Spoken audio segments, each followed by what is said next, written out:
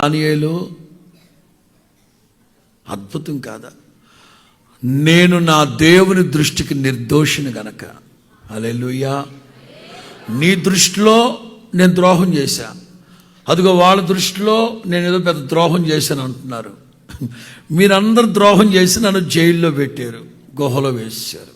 కానీ నేను నా దేవుని దృష్టికి నిర్దోషిని గనక, మంచి మనస్సాక్షి కలిగిన వాడిని గనక సింహాలు ఏమి నన్ను చేయలేకపోయాయి. నిజమే, సమాజంలో కోరలు బీకేసిన సింహాలు ఉంటాయి, గర్జించు సింహాలు ఉంటాయి, ఎవరిని మింగుదుమా అని తిరుగుతూ ఉంటాయి.